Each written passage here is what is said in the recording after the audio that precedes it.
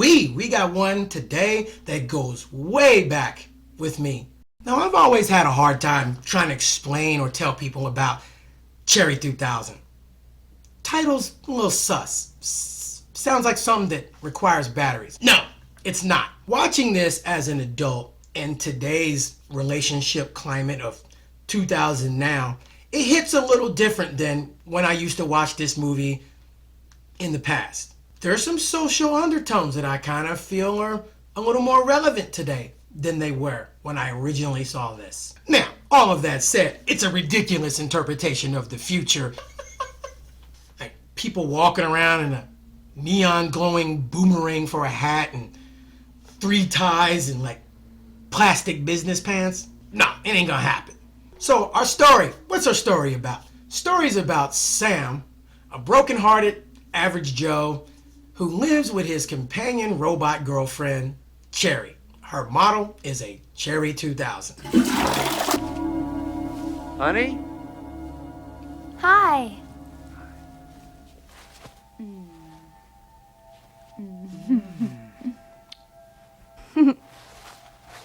These for me? Uh-huh. Oh, pretty.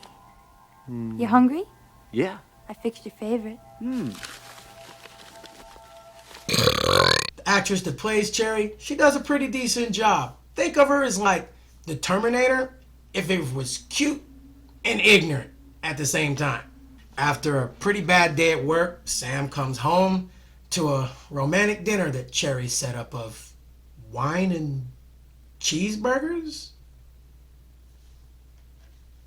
And as one thing leads to another, they show you right away that with these robots, you can do things. Realistic things. Adult things. So, while being in the middle of doing things, the dishwasher malfunctions and somehow Cherry's exposed to soap and water, shorting out her system. Sam, in theory, can just install a new chip. However, the Cherry 2000 is a special model that they just don't make anymore. Now you got her basic memory right here. Her vocal patterns, reflex action, personality. They don't make them like this anymore. I'm sorry, kid. Well, what am I gonna do, Slim? It's a cherry or nothing? Just let me show you a couple of things. Now, this is our Bambi 14 model. Brand new, never been used. Coming up is our Cindy 990. Strictly domestic, actually. Housework, taxes, things like that. Below the waist, no man's land. The setup is that this factory that stores obsolete versions of these companion android robot chick things is in a part of the desert called the Zone. And you just don't go there because it's very Mad Max. So Sam has to attempt to hire a tracker in the seedy part of town to sneak into the Zone and get himself a new copy of the Cherry 2000. What I love about this late 80s B movie is it knows exactly what it is and knows how to stay in its lane. It never attempts to exceed its ideas or its budget. It expresses this in its mid-80s production style and especially in its score that has this analog texture you just don't get in modern movies today. Get ready!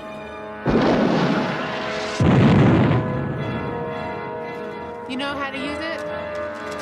We'll go on 3. 1, 2, 3.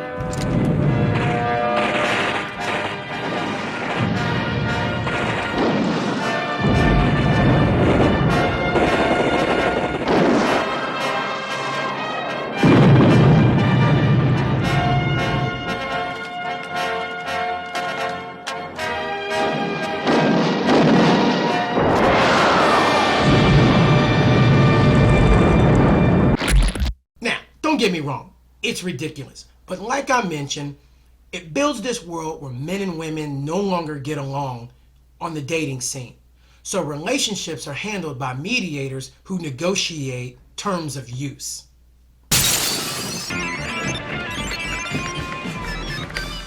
Okay. Let's see. Talking about a standard one-night arrangement, right? I guess. Yeah. Right, so we'll say a dinner, complete sexual encounter, full penetration, optional episode in the morning, right? Just slow down. You know, I personally thought it'd be nice. Let me see this. My lawyer better see this one. For instance, the oral clause here seems a little sticky. It's minor. Minor point. We can work it out in bed. Hey, you work it out in bed, because I'm not gonna be there. No deal, no deal. Much of the future's dating scene absurdity is expressed through dialogue. See, the tracker that Sam hires is female, and throughout the adventure, she often questions, why am I risking my life for a fake chick when I'm a real chick in a world where real chicks don't get picked anymore? And though not fully fleshed out, it leads to, at least for a film of this quality, to some interesting ideas and thoughts that I would have liked to have seen built on or possibly remade one day. Wrapping up the good, Tim Thomerson gives a great performance as the antagonist Lester, who runs the zone. He plays a psychopath similar to something like a Negan from The Walking Dead, though I feel like his performance is a little less pretentious and a little more sincere.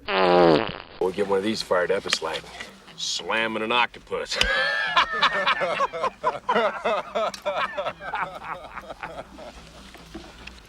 How you doing down there, Sneak? How's my boys found these firearms smoking in your bags when they picked you up? Oh, I just carry that for protection, you know? Protection. What about all those dry cell batteries underneath your front seat? You're a tracker, aren't you, Jimbo? And I could never tolerate lying in any form.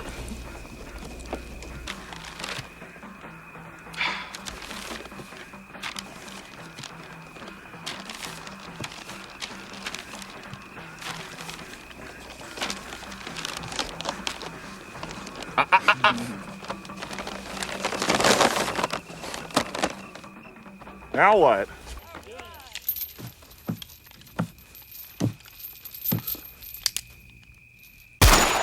What's wrong with this guy?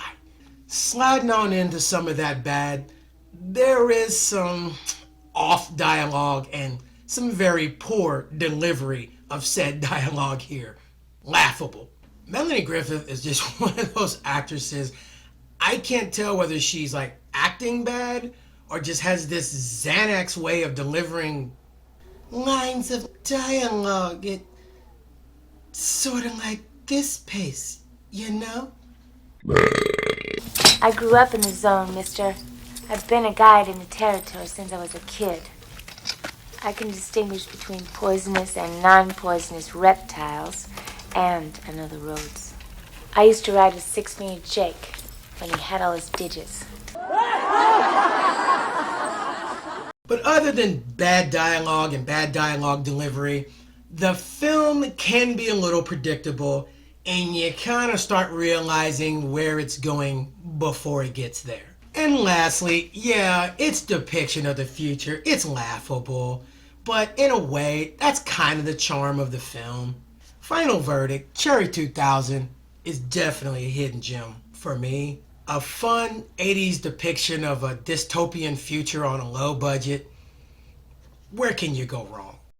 It's a fun movie from a simpler time where movies could just have messages without hidden agenda, without being overhyped, without taking itself too seriously, and without sequel baiting. There's some good action, there's decent characters, plenty of 80s, and a lot of heart.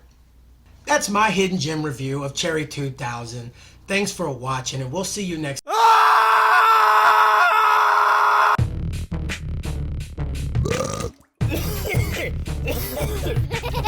You made it this far, so you might as well like the video. Oh, and subscribe too.